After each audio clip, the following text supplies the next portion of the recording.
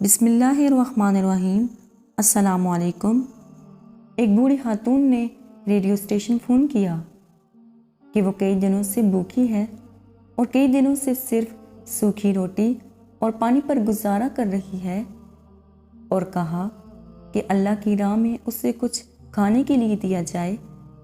एक मुनकर खुदा भी उसकी गुफ्तगू सुन रहा था और उसको एक मजाक की आदत सूझी।